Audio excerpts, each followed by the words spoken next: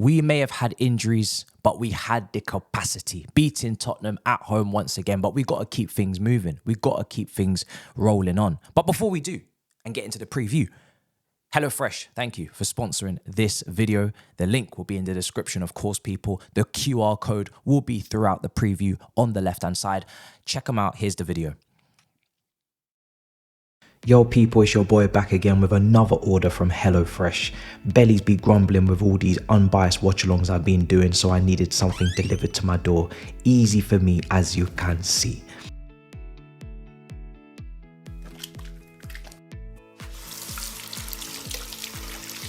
Fresh food catching these fresh hands, I chose steak, mash and veg for my dish. Easy to prepare with the step-by-step instructions in just 25 minutes. All the ingredients come inside your box, and there's even tips to add extra to their recipes.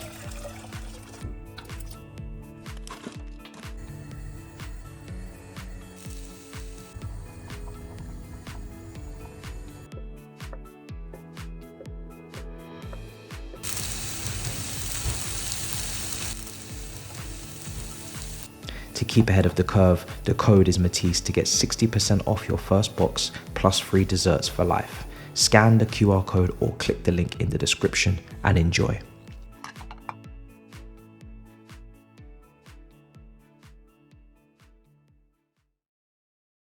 Yo people, welcome back to the YouTube channel. You already know what time it is. It's time for another video. Big up your damn selves in the building. Make sure you smash up the likes every single damn time and subscribe if you are new. Chelsea versus West Ham preview. We don't even get a moment's peace or rest round here to even reflect too much on the Tottenham game without moving swiftly on to West Ham, because it's results time. It's results time. I was saying this on playback with Miz. Eunice and Bubba will be back for another All You Can Eat Chelsea on this channel on the YouTube next week. But we were saying that, you know, if we're talking about Europa League, if we're talking about top six, we need to win every single game to the end of the season.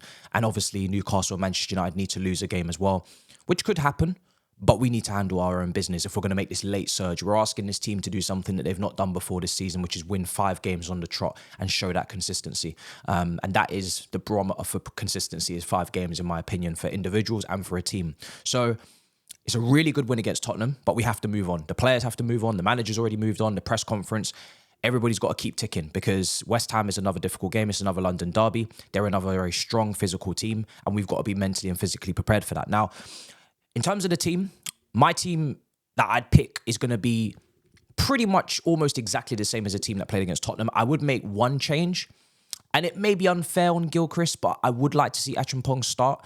I thought he was pretty impressive when he came on. He has that extra physicality, that build about him.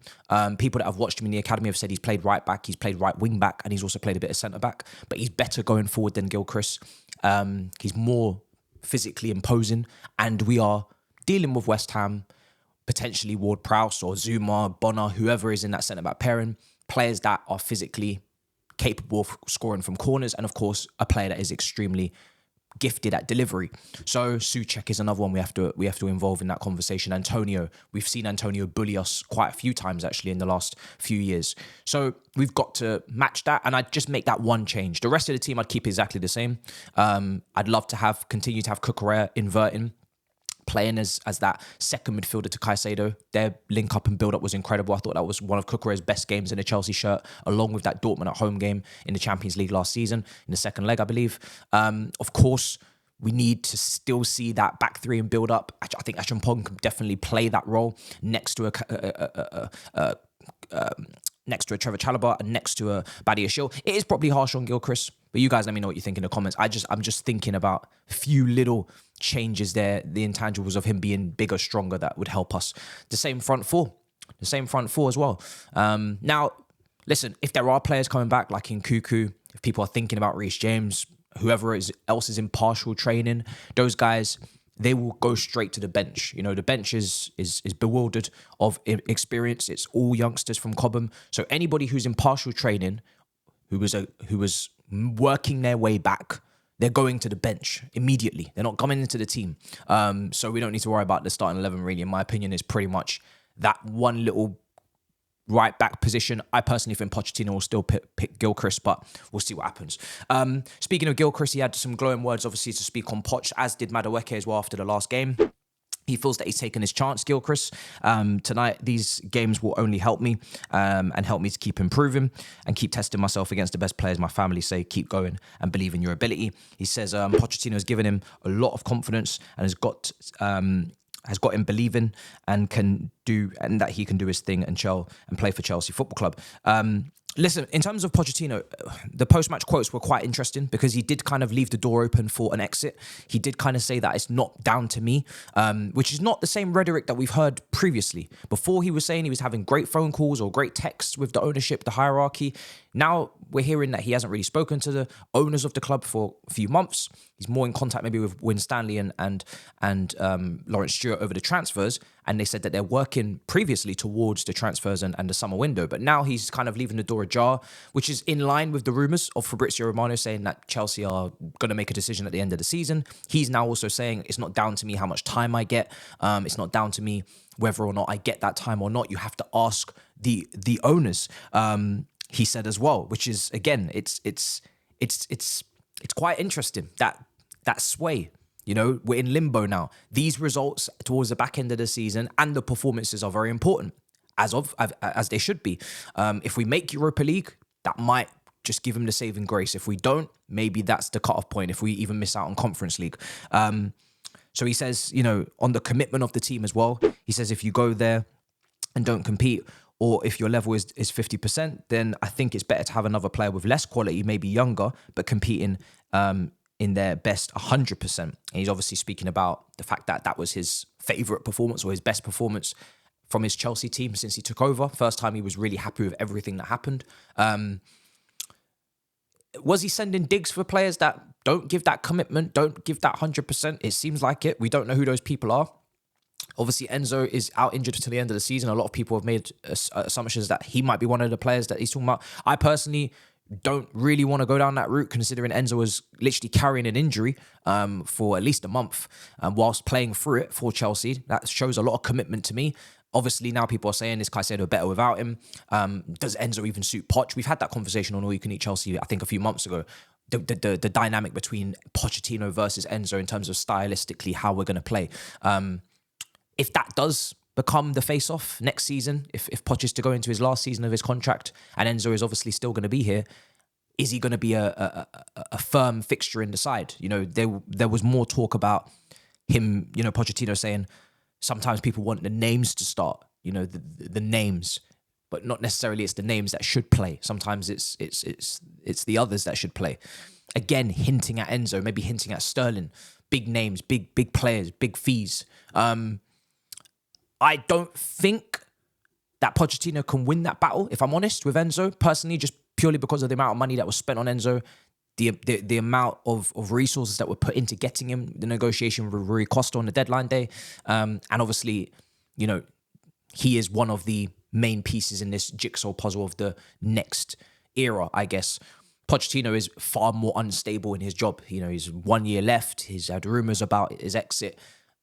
I think it's more likely they turn over the manager than a player of that magnitude. And the same would go for Caicedo. And I think Mudryk is probably just behind those two as well in terms of the outlay and the expectation, obviously wearing the number 10, etc.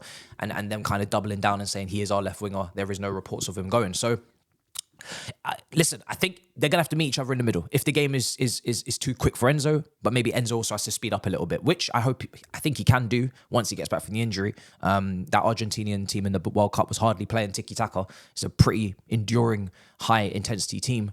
So I think there's room to meet in the middle, but it's going to be very interesting to see how that transpires when he gets back in the preseason.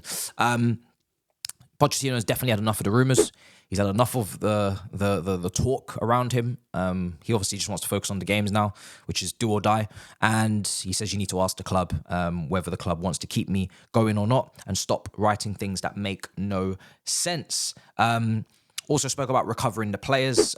We do not have many options. Of course, as I've said, the team that I would kind of pick would be pretty much the same. We don't really have much room for rotation or changes, I don't think.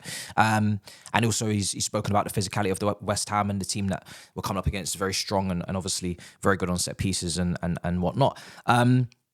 Look, for me, guys, this game is pretty straightforward. You're at home. You're more than likely going to come up against a low block. We know West Ham are very good in transition. So Cucurella is going to have to be at his best again with Bowen on that side. Kudus, will most likely play as well. Maybe Pochettino on the left, as we've kind of seen him over there recently. And Souček and whoever's in that midfield. It's going to be a physical game. It's going to be a low block. It's going to be trying to break them down, which is why I'd go with the more attack-minded right back, especially even on set pieces. Attacking-wise and defensively, he might be able to give us something. Let's see. He's got the height for it. And yeah, we just need to win the game. We need to manage the game. We need to control the game. We need to win the game. I don't like looking at the table too much and looking too far ahead, but if you're talking about just this weekend in isolation, Newcastle have a very difficult trip to Burnley away from home, who are needing to win at Turf Moor to survive and stay in the Premier League. Manchester United go to Crystal Palace on the Monday night, who again, they're in really good form. Palace playing some really good football. It's not completely out of the question that both those teams could, I'm not saying will, but could drop points, and we could either be sixth or we could be really knocking on the door to be sixth with 3 games to go. So we need to take advantage, and we need to be there. We need to be there, guys. If at the bare minimum, we need to win all our games, and like I said, do something that we've not done before all season. But it remains to be seen. Let's see if we can do that. Let's see if we can keep players fit. I haven't heard any injury updates in terms of. I haven't heard any extra injuries per press conference. It looks like we're in the clear. Everybody seems to be recovering. Maybe now I say this and then by the time this comes out, it'll be wrong. Maybe someone has got injured, but hopefully by the time of recording, nobody's injured. And we keep going in that direction. We need to keep people fit. We've literally got only 11, maybe 12 if you want to include the new debutant. After that, it's lights out for us again. Do you know what I'm saying? It goes left. So yeah. That's it, guys. That's it. It's not really too much in this preview. There has been links to, outside of the preview for this game, Tosin at Fulham. Fabrizio Romano has linked us to him at free at agent in the summer. Centre-back, 26 years old, 6'4", very quick, good on the ball. A little bit of Premier League experience, of course, as well now. And looks like a really good player. If I was to pick who he would be replacing in that back line, taking Wesley Fofana out of this because players that have been injured for 2 years don't usually get sold in the summer that they're probably still recovering from. Who's going to put the money down? So he'll probably still be here. And I want to see how he comes back, if he comes back, when he comes back. Chalobah was really good against Tottenham, obviously. Got his man in the match, got a goal. I want to keep him. I don't know if the board do because pure profit probably will look to sell him, but I would keep him. And obviously, Colwell, Badiashile. I've got a lot of faith and trust in those guys. Disasi, I like his personality. However, if there's one centre-back on the chopping block for a high line, defending in wide areas in the back four, and just not making errors, it's Disasi that's in trouble. Especially because Badiashile, we've seen something in the first few months, and obviously, hopefully, we're hoping he's going to get out of that. So, yeah, he was more expensive as well, 45 million on Disasi. I think he's the one that's on the chopping block. If I'm bringing in Tosin on a free, I think that's good work. To bring in Tosin, I like him as a player. I've been very impressed with his performances this season. I also like Anderson at Crystal Palace, captain there as well. He's had some great performances this season. I do think these are the kind of clubs that we have to take their best players to kind of propel ourselves and bring that experience in and bring that know-how of the Premier League, how it works. People turn their nose up to players like this, but we got Gary Cahill from Bolton. This is the type of signing that a Michael Edwards would make. Signed Henderson from Sunderland, signed Robertson from Hull City, signed, Van Dijk from Southampton. So it's not wise to turn your nose up at players just because they play for lower league, Premier League teams, because we would take Elise, we would take Eze. So why would we not look at Tosin? Why would we not look at Anderson? These are established, good Premier League players that are having very good seasons in teams that have overperformed. So I like the signing personally. I think it's a calm one. It's a free agent. It's low risk. It's very high reward. And we don't have to have this pressure of the fee and all of these things. And I'm sure the wages are modest. So saves budget for other positions. I think it's smart. So let's see how that transpires. We're obviously still linked with Messiinho. You know how I feel about, stockpiling the right wingers with left foots and continuing to buy 16, 17-year-olds. So I don't need to go too much into that, even though he is talented. And I'm not even going to get into the links for managers because I don't know what's true and what's fake, and we don't have the time to waffle about it. We'll see in the summer. We know the decision is going to be made at the end of the season. If and when that decision is made, then we can start talking about managers, or we don't talk about managers because we know who the manager is going to be. And if it's Pochettino for a second season, all this, Falcon, bruv, leave me out, Conte, and we don't care. End of the season, focus on the matches, we move. So, guys, that's the preview. Smash up the likes, make sure you subscribe, and I'll see you guys next time. Big up your damn selves in a bit, people. Peace. We'll be right